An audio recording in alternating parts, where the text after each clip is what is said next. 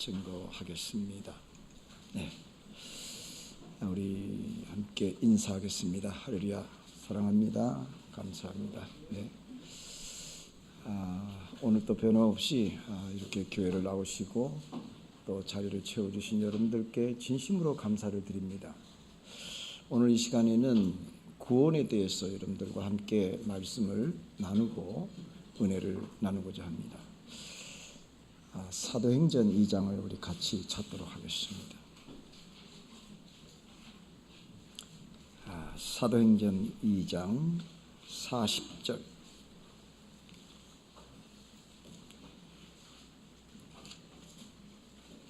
사도행전 2장 40절 말씀 41절까지 같이 보시겠습니다. 사도행전 2장 40절로 41절 우리 같이 보겠습니다. 시작. 또 여러 말로 확증하며 권하여 가로되 너희가 이 패역한 세대에서 구원을 받으리라 하니 그 말을 받는 사람들은 세례를 받으며 이날에 제자의 수가 3,000이나 더하더라. 이 시간에는 이 말씀을 갖고 패역한 세대에서 구원을 받으라 이런 제목을 갖고 은혜를 나누고자 합니다. 이 구원이라고 하는 것은 사실 우리 생활과 밀접한 관계를 갖고 있습니다.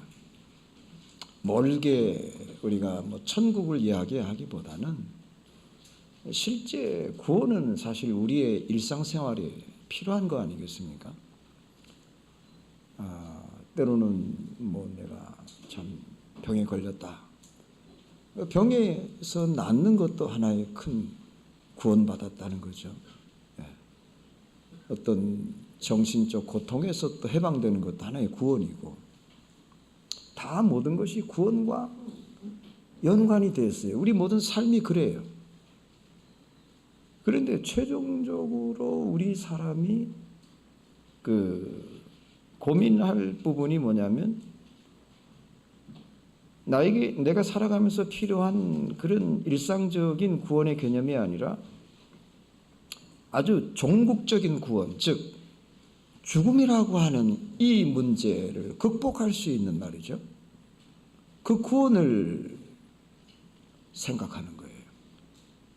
사실은 그것이 우리에게 더 큰 문제인데, 여러분 어떻습니까? 우리 구원하면은 그렇게 우리가 그 최종적 그 구원에 대해서 심각하게 생각하지는 않습니다. 왜냐하면 우리의 모든 삶이 바쁘고, 또 우리 살아가는 모든 삶이라는 게 어떤 육신에 보이는 것들을 위한 그런 삶이 아니겠습니까? 그렇죠? 먹고 살아야 되고요. 또 자식들 낳아서 또 키워야 되죠. 이왕이면 더 잘 살아야 될 거 아니에요. 그렇죠? 몸도 건강해야 되고. 이렇게 우리 살아가는 그 모든 일상은 육신에 보이는 삶을 중심으로 해서 살아갈 수밖에 없어요. 그러다 보니까 사실은 그 중심축이 그 일상의 삶의 구원에 맞춰져 있어요. 그런데 이거 굉장히 중요한 거예요, 사실은요. 그렇지만은 그거보다 더 중요한 것이 있다면 어떻게 하겠어요? 여러분, 그 구원이 종국적 구원, 죽음을 극복하고 말입니다. 죽음 이후의 삶을 생각할 수 있는 그런 구원을 얘기하고 있는 거예요. 사실은 이 세상에서 우리가 아무리 건강하고 또 아무리 부귀영화를 누리고 또 행복하게 살았다 할지라도 그것이 나와 영원히 갈 수는 없는 거 아니에요. 그렇죠? 네, 그건 사실이죠. 근데 거기까지만 생각하는 거예요. 모든 사람들이 내가 어떻게 살아야 되지? 내가 어떻게 건강해야 돼? 내가 어떻게 이 깊은 시름 속에서 좀 자유함을 얻고 좀 사람답게 한번 살아볼 건가? 좀 더 행복. 계속 행복을 추구하는 거 좋아요. 그런데 거기까지를 생각하는 거예요. 여러분, 죽음 이후의 그 삶을 우리가 생각하기가 어때요? 좀 쉽지는 않죠. 왜냐하면 보이지 않고 내가 경험해보지 않은 그런 문제이기 때문에 그렇게 심각하게 나에게 와닿지는 않습니다. 그래서 오늘 이 시간에는 이렇게 난제예요. 사실은 구원이라는 문제가 난제입니다. 그렇죠. 그래서 이 구원을 받느냐 못 받느냐라고 하는 이 문제는 대단히 쉬운 문제이기도 하지만 대단히 어려운 문제예요. 오늘 여러분들이 예수님 믿고 말입니다. 교회 나와서 예수님을 믿고 구원받겠다고 하고 앉아있지만요, 그것이 다 구원이 이루어진 게 아니에요. 예. 우리에게는 더 노력해야 돼요. 그러니까 오늘 이 메시지는요, 오늘 처음 나온 뭐 구원의 대상자를 위한 것만은 아니에요. 사실은요, 우리 모두에게 필요한 거예요.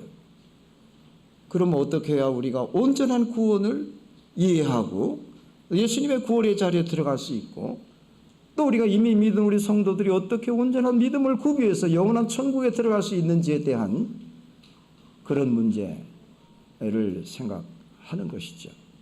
예.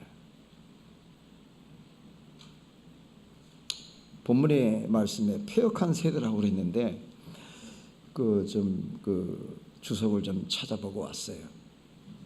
도대체 이 패역한 세대는 어떤 세대를 얘기하는 것인지를 보니까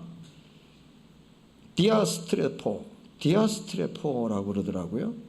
원어가. 그 뜻이 구부러져 있다, 이게 어그러져 있다, 그런 뜻이에요. 여러분, 우리 살아가는 삶에 있어서 여러분들 생각해 보세요. 내 인생의 삶이 왜 구부러져 있어요? 내 인생의 삶이 왜 엎어져 있냐고요. 왜 이게 엎어져 가지고 다시 주워 담을 수 없단 말입니다. 왜 그래요? 궁극적인 이유가 어디 있어요, 여러분? 왜 가정의 삶이 파괴됩니까? 왜 부부의 사이가 안 좋아요? 왜 부모와 자녀의 사이가 안 좋냐고요? 응?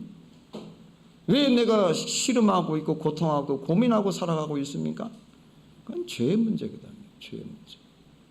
그것이 작은 죄이든 큰 죄이든 모든 죄가 말입니다, 우리 인간관계를 틀어놓고 갈라놓고 말입니다. 응?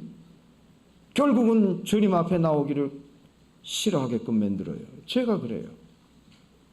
오늘 본문의 말씀도 마찬가지인 것입니다. 베드로가 이 패역한 세대라고 그랬어요. 그 당시 유대인들은 예수님을 믿지 않았습니다.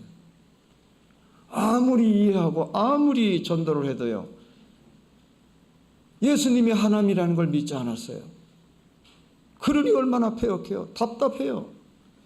그래서 너희가 이렇게 믿지 않고 이렇게 이해하지 못한다면 너희 예수 믿지 않는 이 세대가 패역한 세대라는 것입니다.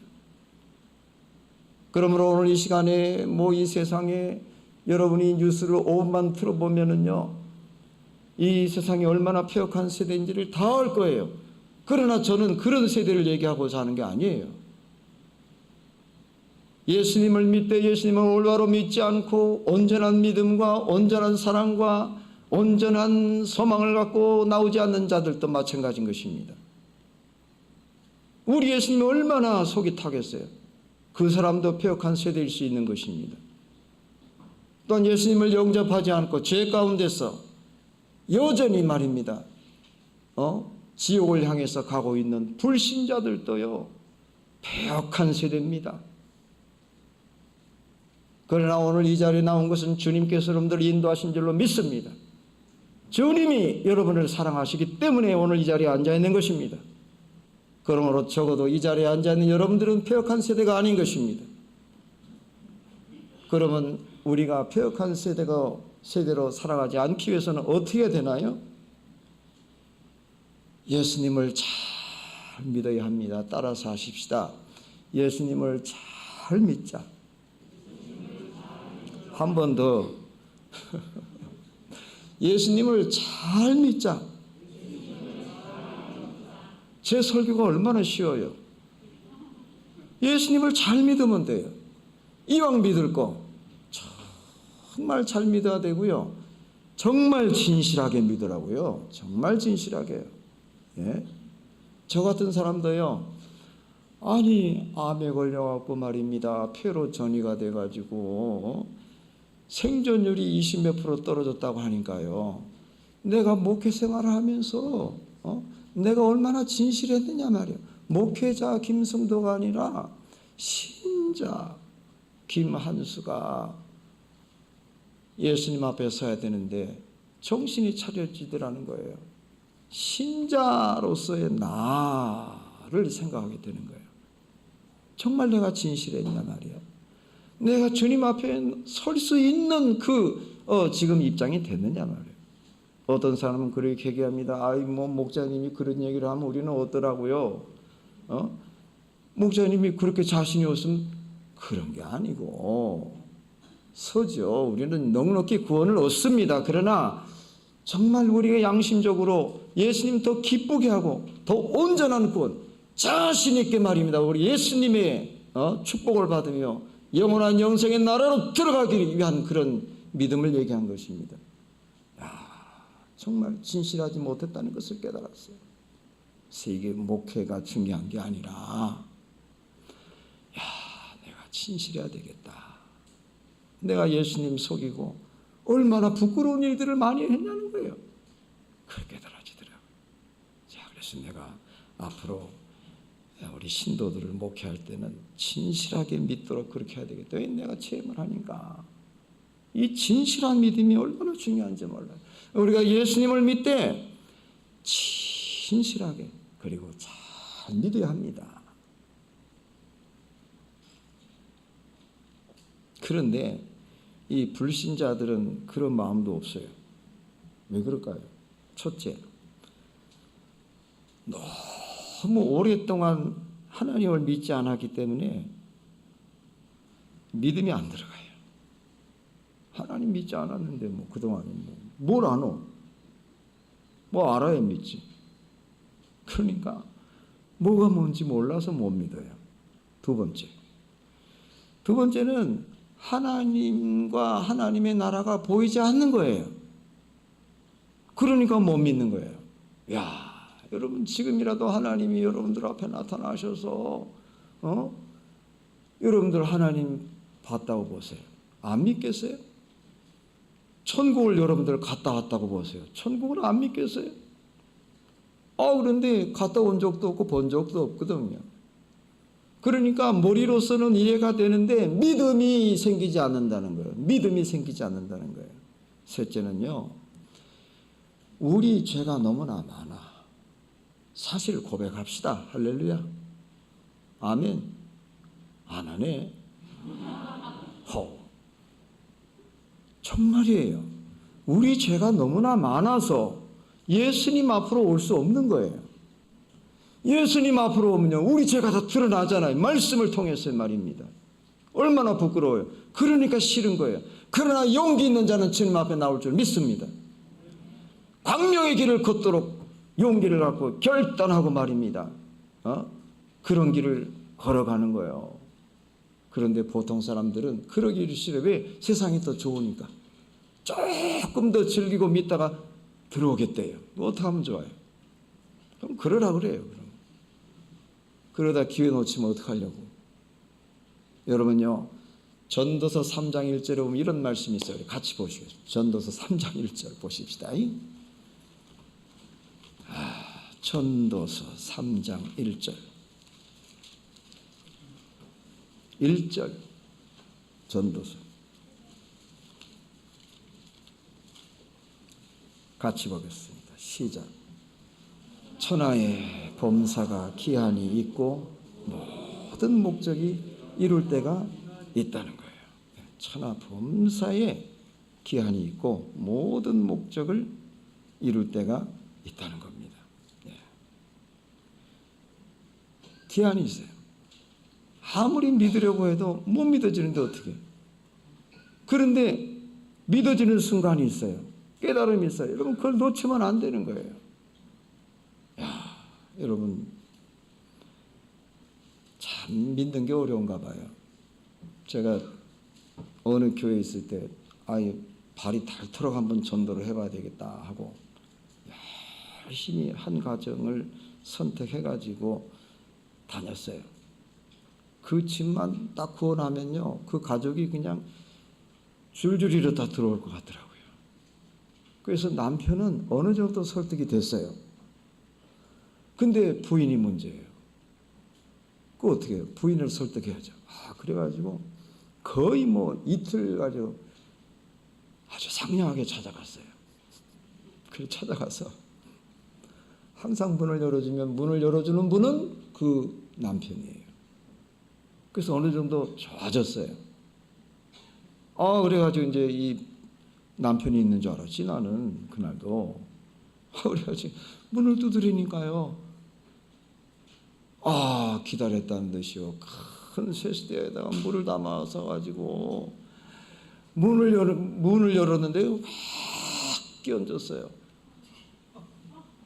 깜짝 놀라서 피했어요. 하나도 안 맞았는데 조금 맞긴 맞았어. 근데 하는 말이 천국이 있는지 없는지 어떻게 알아? 죽어봐야지 그러더라고요. 아무 소리 못했어요. 왜냐하면 나도 못 봤으니까. 내 양심적으로 생각했어요. 그럴 수 있겠다. 그럴 수 있겠다. 돌아오는 길에 곰곰이 생각했어요. 야, 이 목회가 도대체 뭐냐? 응? 내가 어떻게 이놈의 천국을 보여줄까? 아니 고민하고 돌아온 적이 있어요. 근데 천국을 보여줄 수 있는 방법이 없더라고요. 믿는 길밖에 없는 거라.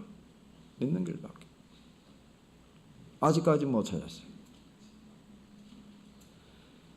그러기 때문에 이 믿는다는 게 참 어렵다라고 하는 말씀을 드리고 싶습니다. 계속 말씀을 좀 이어가 보면 이 우리가 생애를 살아가지 않습니까? 살아가는데 살아가면서 가장 중요하고 시급한 문제가 뭐예요? 첫째, 재물을 모으는 거, 사업에 성공하는 거, 자녀를 양육하는 거, 인생의 여가를 즐기는 거. 저도 인생의 여가를 즐겨봤어요. 너무 좋더라고요. 좋은 음식 먹죠? 좋은 데 가서 카페 가서 저도 커피 마셔봤어요. 저 그렇게 보지 마세요. 저도 다 즐겨요. 재밌더라고요. 그리고 막 사랑이 막 싹터 분위기가 좋아. 야, 이게 인생에 사는 맛이 이런 부분이 있단 말이야. 그런 게 느껴지는데 저 가겠어요 우리. 그러니까 근데 돈이 없으면 안 되더라고요. 모든 게 돈이야. 그래서 생각할 때 그래서 돈이 필요하구나. 그래서 조금 더 행복하기 위해서, 조금 더 제대로 살아보기 위해서 돈을 버시겠구나. 그런 이해를 합니다. 그런데 가장 시급한 문제가 있어요. 그것이 뭐냐면 예수님을 잘 믿는 거예요. 할렐루야. 예수님을 믿는 신앙을 제대로 갖고 그 다음에 즐기라 이 말입니다. 할렐루야. 왜 그러냐? 옛날에 이런 말이 있대요. 다 아시는 거지만 반복할 수밖에 없어. 그 해에 거두려면 곡식을 심고 10년을 거두려면 나무를 심고 100년을 거두려면 사람을 심고 영원을 거두려면 복음을 심으라는 거예요. 그러니까 우리가 무엇을 심든지 이 세상의 것은 100년 이상을 못 거둔다는 말이에요. 여기가. 그런데 복음을 심으면 영원을 거둔다는 거예요. 그렇기 때문에 오늘 여러분에게 드리고자 하는 말씀은 영원을 거두기 위한 말씀을 드리고자 하는 것입니다. 여러분, 세상에서 가장 불쌍한 사람이 누구냐? 세상에 살면서 가난하고 헐벗고 굶주리고 핍박받고 업신여기고 못 산 사람이 아니요. 어차피 인생은 그렇게 사나 저렇게 사나 한 번 죽으면 똑같은 거예요. 부귀공명 권세자라도 필요 없는 거예요. 똑같은 거예요. 그런데 진짜 불쌍한 사람은 죽고 나서 갈 데가 없다면 도대체 어떻게 하자는 거예요? 안 그래요? 죽고 나서 내 영혼이 어딘가를 가야 될 거 아니에요. 구천을 가든지 황천을 길을 걷든지 건너가든지 이렇게 말이 안 돼. 황천길을 건너든지 어디를 가야 될 거 아니에요. 내 영혼이. 안 믿는 미신과 샤머니즘은요, 사람이 죽으면은 다시 온대요. 제사 때마다 온대요. 그래가지고 제사밥 먹고 간다네요. 어떻게 하면 좋아요? 그러려면은 매일같이 차려드려야죠. 배가 고파 어떻게 해? 1년에 2번인데 그거 먹고 양 못 차. 양 안 차. 안 그래요? 이왕이면 매일 제사를 드려주면 더 좋잖아. 그런데 1년에 2번 갖고 되겠어요? 왜 안 맞는 거라 그게 또. 그러니까 사람이 죽으면 다시 올 수 없는 거예요. 그 끝나는 거예요. 그 어디로 가라는 거예요? 어디로 가라는 거예요? 그거를 생각해야지. 그걸 고민해야 되는 거예요. 여러분이 죽으면 여러분은 어디로 가야 될 거예요? 그걸 고민하라는 거예요. 이 세상에 잘 사는 것을 고민할 게 아니라 죽고 나서 내가 어디로 가야 할 것인지를 이걸 해결하고 나면은 가장 행복한 사람이 그러고 즐겨. 그러고 그럼 좋잖아요. 왜 그걸 못해? 자, 그래서 우리가 이 영혼을 이제 거두기 위해서는 방법을 알아야 돼요. 첫째, 우리 영혼을 거두어서 거두려면 말씀을 통해서 우리 영혼을 거둘 수 있어요. 여러분 로마서 10장 14절 16절 보시겠습니다. 로마서 10장 14절로 16절.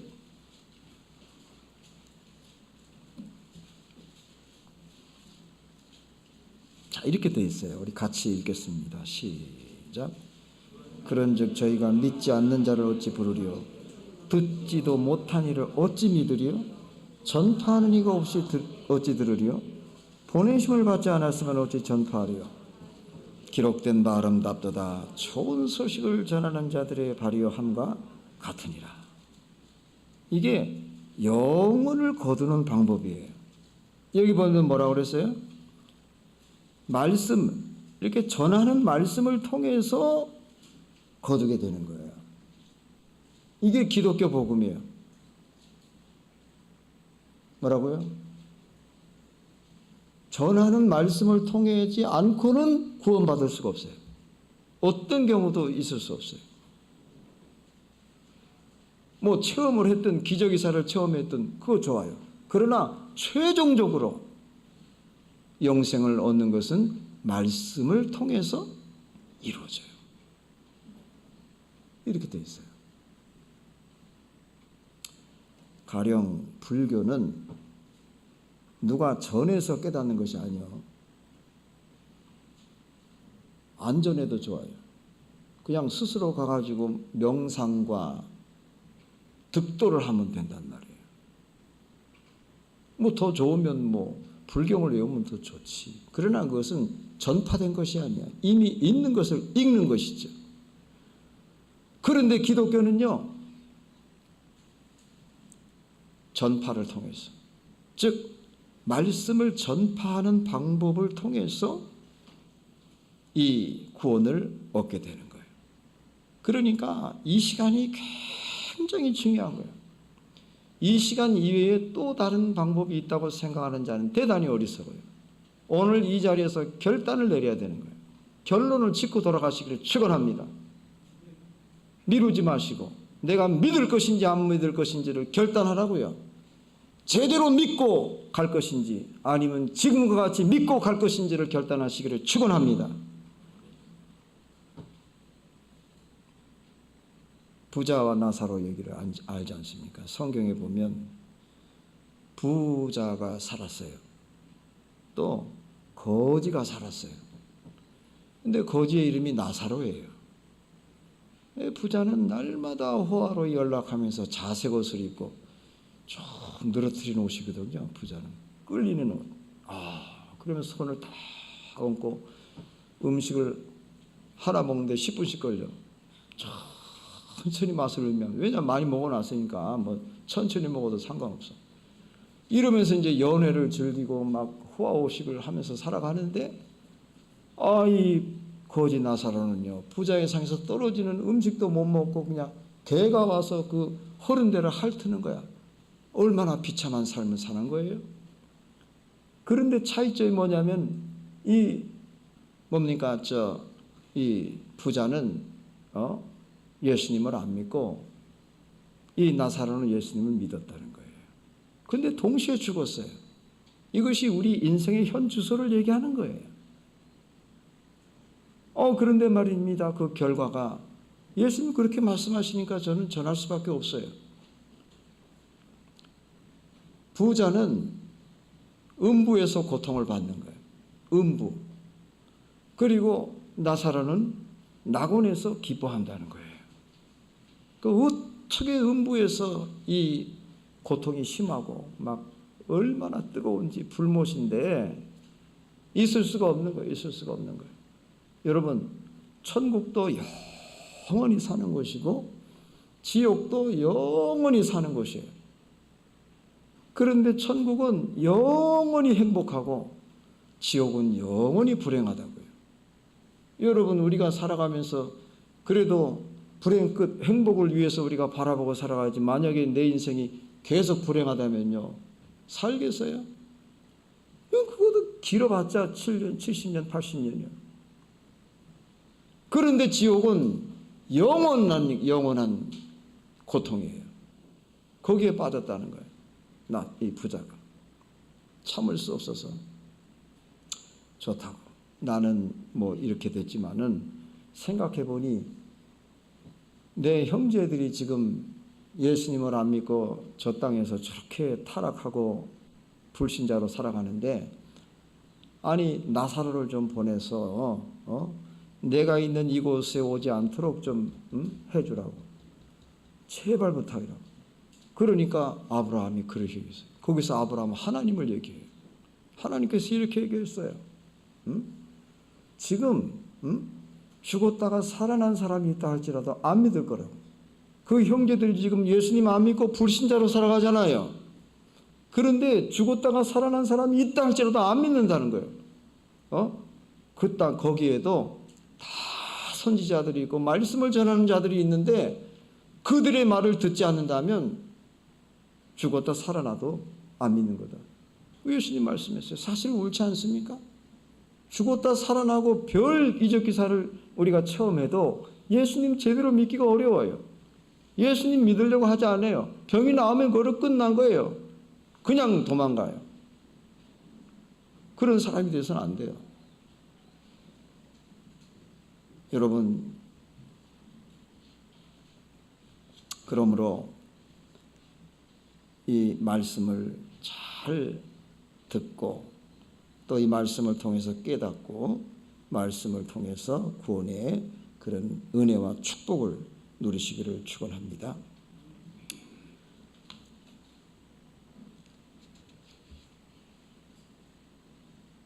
좀 죽음의 문제를 좀 생각해 봐야 되겠네요. 죽음의 문제. 예.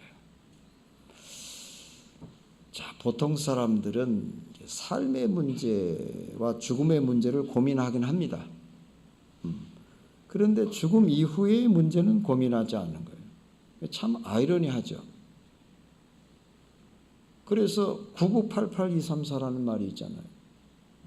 99세까지 팔팔하게 살다가 2, 3일 앓고 죽는다는 거예요. 그런 사람이 어디 있어요? 너무 욕심이 많아요. 99세까지 팔팔하게 산다는 거예요. 2, 3일 앓다. 그래도 양심은 있네. 2, 3일 앓고 죽으니까. 그리고 죽으면 그게 행복하다는 거예요. 그걸 위해서 등산하고 그걸 위해서 헬스하고 그걸 위해서 다이어트하고 그걸 위해서 돈 벌고 지금 난리예요. 전 세계가요. 그런데 우리는 그 이후, 죽음 이후의 문제를 우리가 반드시 고민해야 돼요. 도대체 죽음이 뭐냐? 내가 죽고 나서 어디로 가야 할지에 대해서 고민해야 돼요. 그런데 해답이 없어요. 해답이 없어요. 공자는 이렇게 얘기했습니다. 죽음이 뭡니까? 하고 제자가 물어보니까, 야, 내가 사는 것도 모르는데 죽는 걸 어찌 알겠느냐. 조선시대에 정만서라고 하는 유명한 벼슬을 하시는 분이 있었어요. 근데 아주 지략이 뛰어나고 지혜자예요. 그래 그 친구가 와서 아이 만서 자네 지금 운명의 순간에 있지 않는가? 아니 자네가 현자니 도대체 죽음이 뭔가를 한번 얘기해 주게나. 그러니까 죽어봐야 알겠대요. 죽어봐야 알겠대요. 그런데 성경은 정답을 우리에게 주고 있어요. 도대체 죽음이 뭐냐? 성경 보겠어요. 누가복음 12장 20절. 자, 누가복음 12장 20절로 가겠어요. 누가복음 12장 20절 보시겠습니다. 시작. 하나님은 이르시되 어리석은 자야 오늘 밤에 네 영혼을 도로 찾으리니 그러면 네 예비한 것이 네 것이 되겠느냐 하셨으니 자기를 위하여 재물을 쌓아두고 하나님께 대해 부여치 못한 자가 이와 같으니라. 여기 말씀 보시면 오늘 밤에 네 영혼을 도로 찾겠다. 다시 찾아드리겠다는 거예요. 도로 찾겠다는 거예요. 죽음이 뭐냐? 영혼을 도로 찾는 것이에요. 따라서 하세요. 죽음은 영혼을 도로 찾는 것이다. 성경에서 직접 얘기한 거예요. 죽음은 영혼을 도로 찾는 거예요. 그러면 도로 찾는다는 것은 무슨 얘기예요? 줬다가 뺏는 거 아니에요. 그 도로 찾는 거예요. 그러면 줬다가 뺐으면은 주신 분이 있었고 주신 때가 있었고 언제 누가 주었냐는 거예요. 뭐를? 우리 영혼을 그걸 알아야 될 거 아니에요. 그래서 성경 가보자고요. 창세기 2장 7절. 자, 창세기 2장 7절. 시작. 여호와 하나님이 흙으로 사람을 지으시고 생기를 그 코에 불어넣으시니 사람이 생명이 된지라. 그래서 이 생기라고 하는 이 단어가 영혼이에요. 영혼. 인간의 영혼. 그러니까 우리 인간의 영혼을 주신 분은 하나님이세요. 근데 하나님 보이지 않으셔요. 천지 만물을 창조하신 분이신데 이분이 우리에게 영혼을 불어넣어 줬어요. 그러니까 이 영혼은 누구의 거예요? 이 영혼은 하나님의 거예요. 하나님의 거예요. 그러니까 하나님이 다시 데려가시는 거예요. 여러분 전도서를 하나 더 보겠어요. 전도서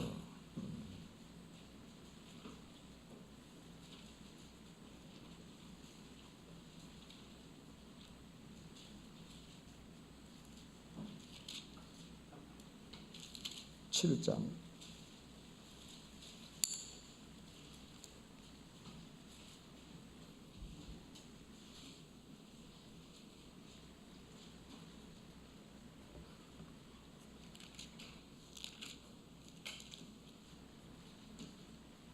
3장. 전도서 3장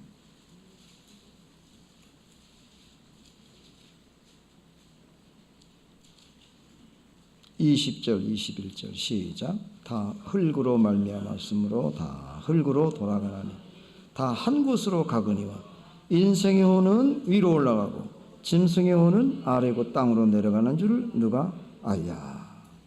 성경 창세기에 보면 우리 하나님께서 사람도 흙으로 창조했어요. 근데 짐승도 흙으로 창조했어요. 여러분 자세히 보세요. 그러니까 사람과 짐승이 다를 게 없어요. 똑같아요. 다르다면은 그 속에 영혼이 있냐 없냐 그것이 다른 거예요. 그러니까 맞아요. 성경 말씀이 맞아요. 사람이 죽으면 어떻게 돼요? 위로 올라간다고요. 위로 올라가는 거 하나님이 위에 계시니까요.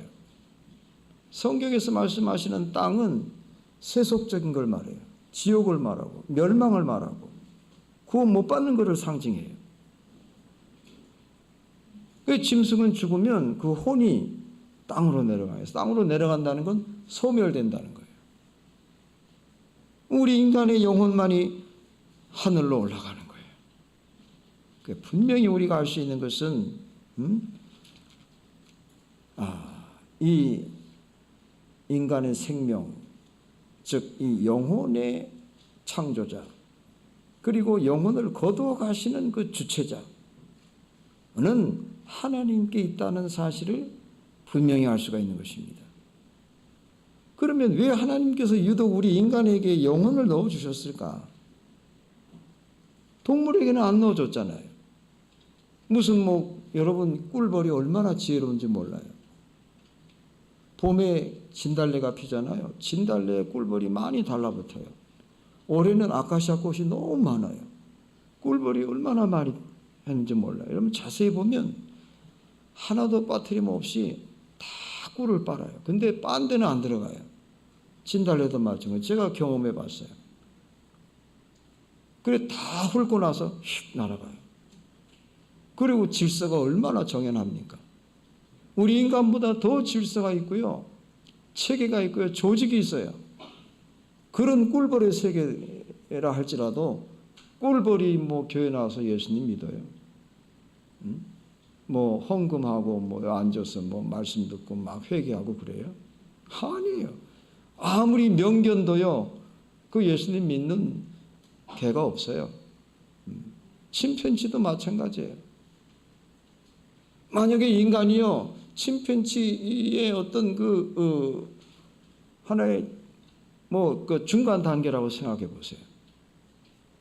그러면 어쨌든 중간 단계에 있는 침팬지는 와서 예수님 믿어야 돼요. 그런 일이 없잖아요. 근본적으로 다른 거예요. 왜? 영혼이 없거든, 거기는.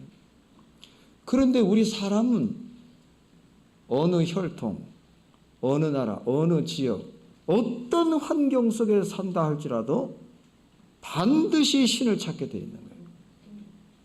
그것이 샤머니즘인지 불교가 됐든 이슬람이 됐든 상관없어요.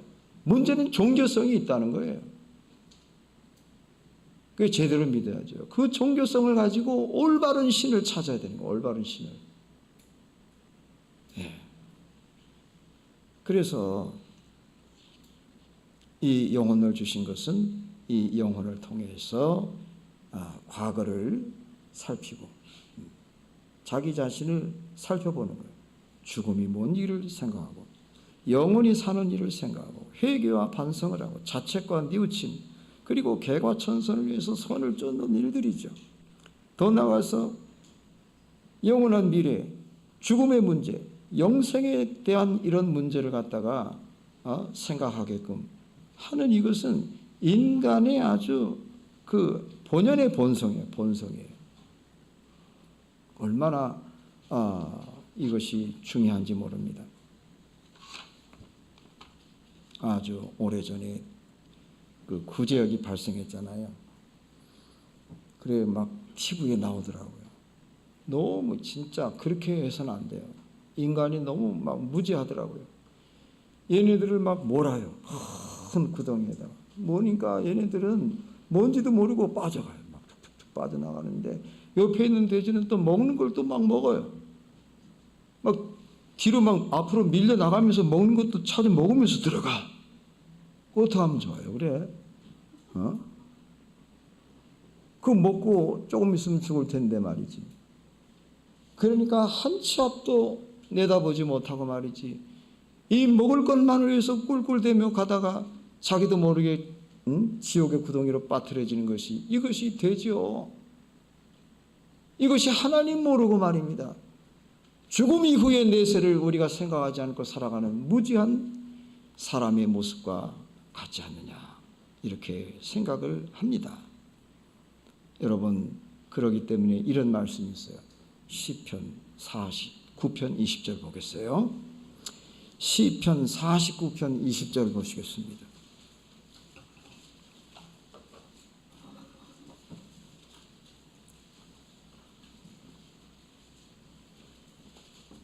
같이 보겠습니다. 시작. 전교에 처하나 깨닫지 못하는 사람은 멸망하는 짐승 같도다. 너무 심하다고 생각하지 마세요. 사실은 맞아요. 우리 인간이 얼마나 존귀한 사람입니까? 인격이 있잖아요. 자존심이 있잖아요. 얼마나 큰 거예요. 그렇죠? 그 창조성이 있잖아요. 집도 짓고 빌딩도 세우고. 그 역사가 모든 역사가 인간을 통해서 발전하잖아요. 대단히 위대한 동물이에요. 이렇게 존귀에 처하지만은 깨닫지 못하는 사람은 멸망하는 짐승 같다는 거죠. 무엇을 도대체 깨닫지 못한다는 것인가? 첫째, 하나님. 예. 자, 첫째, 이 하나님의 존재에 대해서 혹시 여러분 잘 믿지 못하시는 분이 계십니까? 하나님의 존재.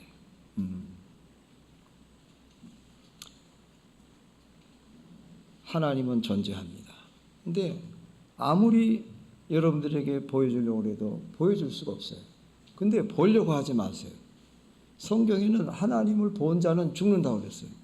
그러니까 보지 않게 하는 것이 하나님 사랑이에요. 여러분들 보면 죽으니까요. 그렇게 위엄이 있고 그렇게 밝고 그렇게 거룩한 분이에요. 그런 분을 우리가 어떻게 보겠어요? 나는 꿈속에서 봤어요.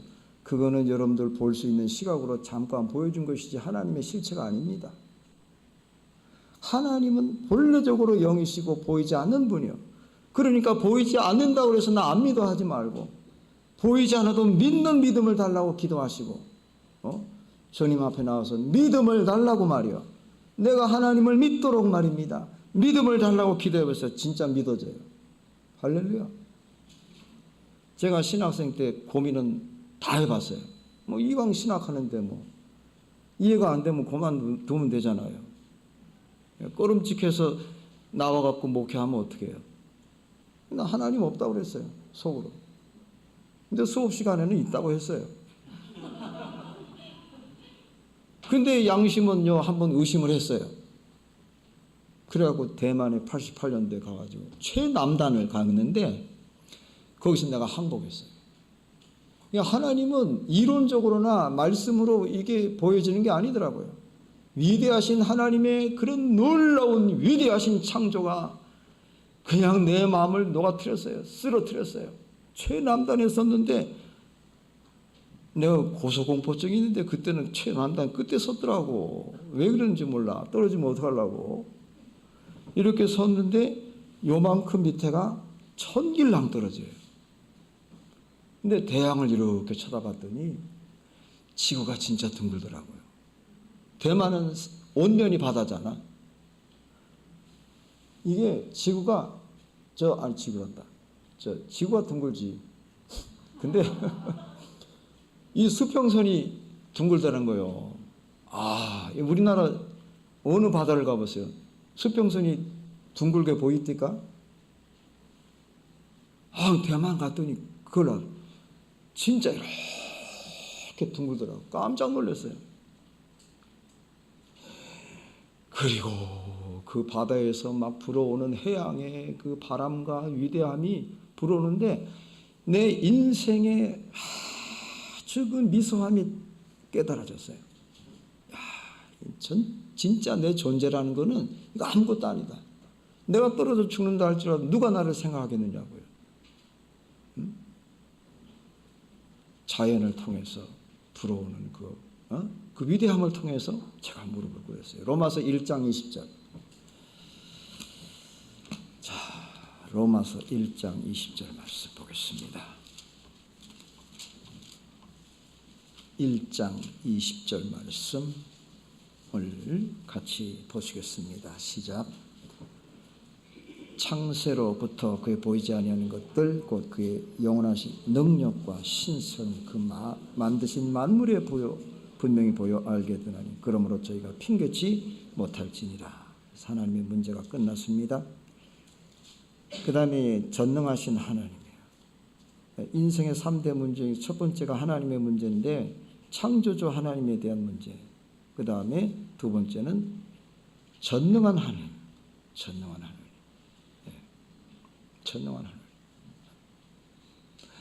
창세기 17장 1절을 읽고 오늘 조금 오버할 수도 있어요. 할 얘기는 좀 하고 마쳐야지. 창세기 17장 1절 보겠어요. 창세기 17장 1절을 같이 봉독하도록 하겠습니다. 우리 하나님은 어떤 하나님이신지, 첫째는 창조주 하나님, 둘째는 전능하신 하나님. 시작. 아브라함의 99세 때 여호와께서 아브라함에게 나타나셔서 그에게 이르시되 나는 전능한 하나님이라. 너는 내 앞에서 행하여 완전하라. 제가 부끄러운 얘기를 할 수밖에 없어요. 왜냐하면 너는 내 앞에서 행하여 완전하라 그러니까 내가 잘못한 게 생각났어요. 아주 어릴 때예요. 먹을 건 없고요. 학교에서 돌아오면요, 찬장을 열어요. 그러면 그냥 식은 밥 몇 개 있으면 그게 다 내 거가 돼야 돼요. 동생들 차지가 없어요. 그냥 밥통에다 넣고 비벼서 그냥 딱 해서 먹으면 뭐 동생들은 옆에서 구경하지 뭐. 안 줘요. 절대 안 줘요. 그렇게 참 먹는 것 때문에 고민하고 싸우고 막 그래 살았어요. 그러다 보니까 이게 흑심이 생겼어요. 한 번은 돈을 한 번 훔치니까 재밌더라고요. 그래서 뚜루룩 가가지고 구멍가게에서 사 먹고 재밌단 말이야. 아무도 모르는 거야. 자꾸 그 버릇이 들었어요.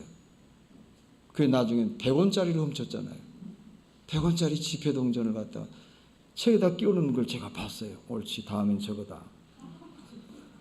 그리고 그걸 갖다 뺐어요. 그래가지고 거의 보름 동안, 그 100원이면 큰 돈이잖아요. 실컷 사 먹었어요. 그리고 이제 남은 건 어디다 숨겨놨는데 며칠 되자 찾더라고요, 어머니가. 그러니까 분명히 난 줄 알아요. 분명히 난 줄 알아요. 아니, 할 사람이 없으니까. 내가 그렇게 개그장이었어요. 말도 못해요. 이런 사람이 목회자가 됐다는 게 나도 신기해요. 이실 짓고 고백해야지 뭐. 그래가지고 이놈이 분명히 훔쳐갔는데 증거가 없거든. 그것도 안 했다고 시치미를 뚝 떼는데 아주 뭐 눈을 크게 뜨고, 원래 눈이 크잖아요. 눈을 크게 뜨면 막 시치미를 떼니까 진짜인 줄 알았는가 봐요. 그래가지고 아버지가 부르시더라고. 딱 부르 8명의 식구들을 다, 어머니 아버지 같이 포함해갖고 8명이었어요. 종이접기를 했어요. 이렇게 8개를 딱 접어갖고 하나에다만 표시를 딱 해가지고 반 접어갖고 휙 던졌어요. 그리고 집을 해요. 다 집었어요. 근데 집자마자 까볼 거 아니에요. 다 하얘요. 다 깨끗해요. 나머지는 뭐 다 깨끗한데 나머지는 나지. 안 집을 수도 없잖아요. 집어서 벌려봤더니 동그랗게 딱 표시가 됐어요. 저희 우리 누님도 계세요. 내가 거짓말하는 게 아니에요. 아주 신기해요. 아주 신기해요. 어떻게 나한테 걸리냐고요. 나는 상상도 못했어요. 나한테. 분명히 확률적으로 빠져나갈 거라고 생각해요. 근데 걸리더라고요. 꼼짝없이 걸렸습니다. 근데 매도 안 드시고 야단도 안 치시고 웃으시면서 밥 먹어라. 그리고 나서 이제 시간이 흘렀잖아요. 그리고 생각해 보니까 하나님은 전능하시다. 비록 작은 일이지만 정확히 아시고 나를 깨우치기 위해서 그렇게 죄 뽑기를 하셔갖고 나에게 보여주시는 너희는 제대로 안 살래? 그런 교훈을 주셨어요. 우리 하나님은 작은 일에서 큰 일까지 모르시는 게 없는 거예요. 전능하신 하나님이시죠. 그런 하나님을 여러분들 잘 섬긴다면은 우리 하나님께서 진실한 길로 우리를 올바른 사람으로 또 영원한 영생의 나라로 우리를 인도해 주실 줄로 믿습니다. 그 외에도 죄의 문제, 영생의 문제가 있습니다만은 이러한 세 가지, 하나님, 죄, 영생의 문제는 우리 인생의 3대 문제예요. 먹고 사는 게 큰 문제가 아니라 이 세 가지 문제를 깨닫는 것이 짐승이 안 되는 길이요. 짐승이 안 되는 길. 존귀에 처하는 이런 인생으로 살아가는 길인 줄로 믿습니다. 그런데 참 우리가 구원을 받는 것도 어려운데 구원을 시키는 것도 어렵더라고요. 제 장인어른 얘기를 좀 하고 마치겠어요. 그래도 사위가 목회자인데 다 믿어요. 근데 우리 장인어른만 안 믿어요. 그런데 믿고 돌아가셨어요. 그게 참 희한해요. 평생을 우리 장모님이 소원이 내 불신자 남편을 전도하고 죽는 거예요. 그래서 내가 한 번 내려갈 때마다 미리 전화가 와서 어이 김 목자 설교 준비해 갖고 와라. 항상 설교 준비 항상 그래요. 그래 가면 설교 준비를 단단히 하죠. 단단히 하면 뭐예요? 그냥 나가버리는데. 그러니까 나는 올라올 때마다 그냥 마음이 쓰리는 거야. 목회자 양심이 찔리는 거야. 뭐 전도해라 뭐 해라 했는데 자기 장인어른 전도도 못 하는데요. 뭐 자신이 있어야죠. 그냥 풀이 푹푹 죽어갖고 올라오는 거예요. 올라올 때는 말도 없어요. 그러기를 벌써 뭐 거의 30년 가까이 하지 않았습니까? 그러니까 나는 포기했어요. 정말 이건 어렵다. 예배는 다 봐요. 그리고 기도할 때 이렇게 기도도 해요. 그런데 구체적으로 들어가려면 나가버려요. 그러니 어떻게 하면 좋아요? 방법이 없어. 그러기를 30년 가까이 해왔어요. 그런데 우리 장모님이 돌아가셨어요. 그 소원을 이루지 못하고 돌아가셨어요. 그런데 어느 날 장인어른이 와서 나 세례받겠다는 거예요. 평생을 핍박하고 학대하고 그 모진 그 핍박을 말할 수 없죠. 그런데 말이죠. 이렇게 자연스럽게 돌아가셨으면 축복인데 아주 모질게 사고를 당해서 처참하게 돌아가셨어요. 그래서 우리는 끝났다. 아버님이 대노해가지고 야 그런 하나님을 믿냐라고 하나님을 욕할 줄 알았는데요. 아니 세례를 받겠다고 허리에다 수건을 차고 가자는 거예요. 왜? 아버님 세례 그렇게 받는 게 아닙니다. 제가 날 잡아갖고 올게요. 이런 날 잡아갖고 세례를 받았어요. 그게 왜 그랬느냐 생각해 보니까 평생에 아내의 소원을 못 들어주고 먼저 갔다는 거야. 그래서 죽은 사람 소원도 들어줄 겸 믿음이 있어 받는 건 아니에요. 내가 알아. 그래도 하나님의 국률이 세례에 있는 것입니다. 어쨌든 받겠다고 하는 것도 믿음이 하나 아니에요. 그래서 세례를 받고 남은 일생 동안 주기도문 외우시고 그러시다가 돌아가셨어요. 그러니까 구원을 우리가 받는 것도 어렵지만 구원을 시키는 것도 어렵지만 어려운 것은 사실이지만 불가능한 건 아니다. 그래서 우리가 노력해야 된다. 내가 죽는 그 순간까지 우리는 하나님 말씀을 전해야 되고 복음을 전해야 되고 사랑으로 끝까지 인내하고 여러분들 넘어지면 안 돼요. 여러분의 가정에 불신자가 있습니까? 남편, 아내, 자식, 이웃, 친구 여러분 포기하지 마세요. 선을 행하며 끝까지 참고 복음으로 싸워나가다 보면 우리 생전에 들어올 수 있어요. 내가 죽고 난 후에 반드시 열매를 맺을 줄로 믿습니다. 이런 믿음과 이런 신앙을 갖고 오늘도 정진하시고 예수님만을 바라보고 이 구원을 위해서 노력하시고 살아가신 여러분들 다 되시기를 주님의 이름으로 축원합니다. 같이 묵도하시겠습니다. 할렐루야. 아멘.